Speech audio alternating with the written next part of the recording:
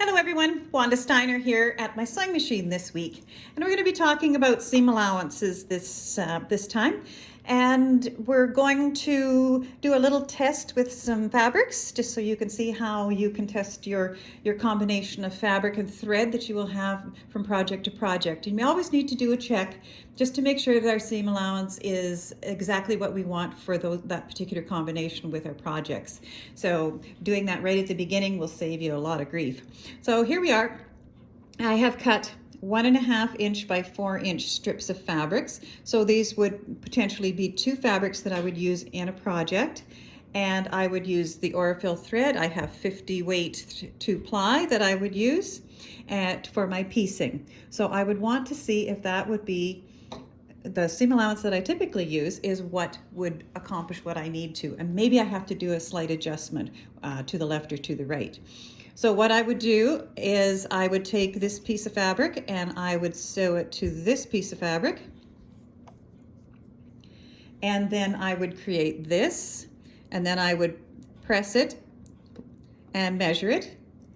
And then I would sew this piece on, and then I would press it and measure it. And what we're trying to accomplish with this test is that this is going to measure 3.5 inches across by 4 inches, and that these seams are going to be vertical and very straight and very exact, and that is what we want in our test each time. Okay, so what I have on my sewing machine right now is the throat plate that has the channel that the needle can move back and forth. I also have a foot on that the needle can move back and forth if I need to. Often your machine will come with a foot that looks like this. There'll be some plastic in the way. If you have an opportunity to have a bit more visibility, you always want to use that foot. But if this is what you have, that's just fine.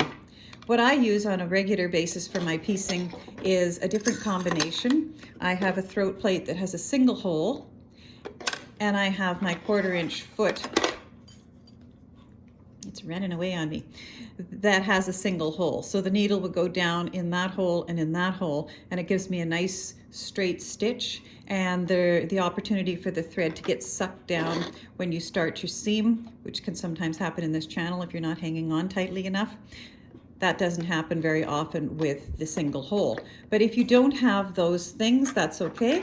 You can use what we have here, and that's what we're going to look at for establishing our scant 1/4 inch from the beginning. All right, so there's different products that you can use that you can buy in the store if you want to. There's this one, it's called Clover Seam Guide, and it gives you these 2 things. So you can use this as like a little piece of graph paper, or else you can just use regular graph paper, nothing fancy. And what you want to do is just to see where the needle is going to be positioned, where your foot is, where you would look on your foot, where you want to put your guide, that sort of thing. So I have put the needle down into the 1/4 inch hole, and what they are suggesting is that you put this guide, and it doesn't have any magnetized on it, any magnet, because that's not a good thing to have around your computerized sewing machines. It has a film that you take off, and it has a sticky. It wouldn't work for this machine because the bed of my sewing machine has a slope to it, and it's not going to work. So if I was going to use a guide, I would perhaps get some sticky notes, and I could put those along nice close to that guide. The important thing about using any sort of guide like this, and with the little hole, is that you want to make sure that it is exactly square on your machine, because when you put your guide down, you want that guide to be straight as well. So you can use that, you can use moleskin, you can use some masking tape and just cut a thickness of it and stick it down. Of course, there's things you can buy in the store. And if you wanted to use a different type of scenario, you can use this. This is a scant 1/4 inch. This is called Perkins Perfect Piecing Seam Guide, and it comes with its own little moleskin stickers that you can use as well. So you're going to put your needle down in there. You're going to press your foot down, make it nice and straight on the bed of your sewing machine. And that's when, again, you would put your guide down. And that's where your fabric is going to run along the guide. Now, if when you put two pieces of fabric together, say I was putting these two pieces of fabric together and I was going to run them underneath that sewing machine, and the seam was too wide. So I need to move the needle over like this. Oop, better take it out of there, else I'm going to break it. Let's get that guide out of there. I would need to move my needle over to the right, maybe one. And then I would try that and try the seam, and then set the seam, press it over, and measure for accuracy. And if it wasn't quite enough, maybe I need to go a second installment. So increment, pardon me, that's the word I'm looking for, is increment, to get the seam allowance that I want for this particular thread and fabric selections. So as soon as I have established that and I know what it is that I want and that I like and what seems to be working, then I'm going to write those down on my project, because if you don't write it down, you're going to forget. And the other thing that I would also suggest is that if your machine is at a default stitch of 2.5, that you move it down to a 2.0, because you want a few more stitches per inch so that they don't unravel at the beginning and the end of a seam. In garment sewing, you would back stitch at the beginning and at the end, but not in quilting, because we're going to go over those seams typically in the project at some point. So we don't want an unraveling. So just make it a little bit smaller, but not a little bit shorter, pardon me, but not too short. Like you don't want to go down to the next level, which for me would be a 1.5, because then the stitches are too tiny and my seam ripper blade wouldn't be very happy about getting into those tiny stitches. And neither would I. So be kind to yourself and just make it a little bit shorter, but it's still a good length to avoid the raveling out at the ends. Okay, so let's sew something here. I'm going to take this presser foot off and put my 1/4 inch presser foot on, just so I can show you.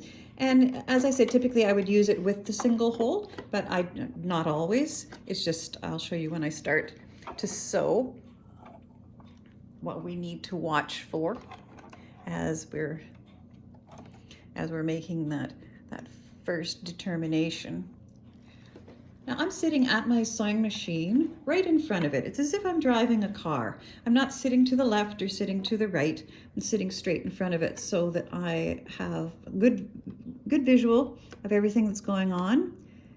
And I could use my threader, but there we are. Okay, now you can hold your threads to the right before you start sewing, or you can hold them to the left. I'm using a dark thread just because I want you to be able to see my stitches. So when I'm going to put these two pieces of fabric together, I'm going to place them right sides together, and I'm going to make sure that they are nice and flush.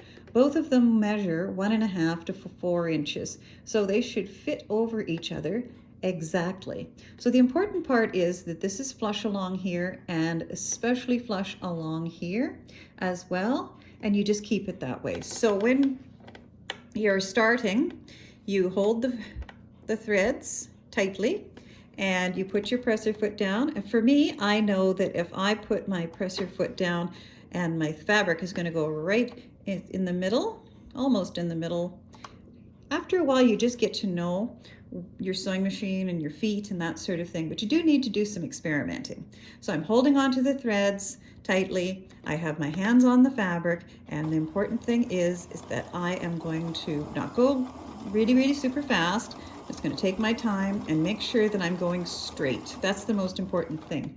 If I had a guide on here, I would be butting my fabric up against the guide. I typically have never used guides, but some people really like them, and that is completely up to you. So for me, I'm just watching where my fabric is going on the tip of my presser foot, and I'm watching it all the way through. What happens typically about this time is that the fabric will start pulling in one direction or the other. So the beginning and the end sometimes of your seams is not as wide as the center part of your seam. And that is not what we want. We want to keep our hands on here. And sometimes I will just put my finger right along my presser foot. The needle is nowhere near me, so I'm okay, just so I can guide it through to the end. Then I stop, I put my presser foot up, I take my fabric and I give it a bit of a pinch, and I pull it over and I clip my threads. Then I go this way and I clip my threads. Now, something that's going to happen here is I had forgotten to move my needle back. See? So now the seam allowance is too short. It's too narrow, pardon me, too narrow. So that isn't going to be of any benefit to me whatsoever. So let's try another couple of pieces of fabric. Put the needle back to where it should be in the beginning. And I'm going to shorten my stitch length. Make sure my fabrics are nice and flush. Don't want them over like this or like that. You want them absolutely flush. I have paid attention to my settings on my sewing machine, and I have a 2.0 millimeter stitch length, and I have put the needle back into the middle. So now this time, when I'm looking at that spot that I like on my presser foot, and I'm holding my threads and away I go, I should be fine. But that is real life quilting, ladies and gentlemen. It will happen to you that you just forget to move your needle, forget to change your thread, to your stitch length, a variety of things. So just pay attention. Write down your settings because you will not remember them. Again, I'm done, so I pinch, pull that out, trim that off, and then trim it on the other side as well. Started to get really funky there, didn't it? That's what happens when you have the channel. It'll start pulling your threads down, and you really don't want that. So, okay, so then I will go over to my ironing board. I'll set the seam with my iron. I'm not going to do the pressing here and staying at the sewing machine. I will set that seam, then I'll pull it over to the dark, and I will pull the iron right over and across, and it will make a nice press. The thing I'm going to avoid are pleats and tucks in the inside. So the result that I want is going to be this. And so when I pulled my iron over, I wasn't grinding the tip into the edge here. I was using the side of the iron, the flatter side of the iron, and pulling it across. We don't want any waving or sawing or grinding away or any sort of aggressive type of movements with the iron. You have a nice heavy hot iron, it's just going to pull over. Then I'm going to give it a very light spraying of Best Press, and I'm going to lay my iron down on it again and let that set. So then this becomes a bit of a crisper piece. And then I go over to my cutting mat, and I'm going to check and see if this is the right measurement. So I'm just going to do this also here at my sewing machine. So let's see. What I'm looking for here is that the line at 1 1/4 is laying right on the seam, and it is. And the whole piece is measuring 1 2 1/2. So that's accurate. So the thread I have where I'm looking on my foot is good. The fabrics, everything is looking very promising. So then I will come back and I'll sew the second piece on, and then I'm going to end up with this. And we're going to see if that measures the proper measurement. Oops, sorry.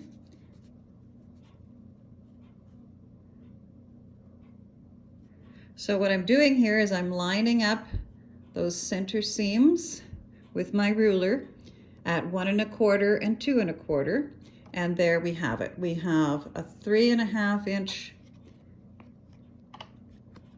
3 1/2 across and 4 inches down. So that's accurate. You want these lines right on there. Sorry, it's a little difficult up in the air here. So that one's right along the line and that one's right along the line. And if something is off, you'll see it right away. So you're kind of doing a bit of a forensic. You can see that if this was over and this piece of fabric was appearing on this side of the 3.5-inch line, that something is wrong with the seam in there. Or if they're measuring too narrow or too wide, you can go back and you can give it an extra press. So the sequence is sew, set, press, measure. And sometimes you have to go back and repress, and then you can measure again, and then most of the time it'll give you the extra thread or two so that you have your full measurement. Because if it doesn't measure right here, folks, it's not going to measure right anywhere. So if you just take the time to do this step, then you're going to have very precise piecing, and you're going to enjoy your hobby so much more. So thank you so much for listening to me today, and I will see you next Monday.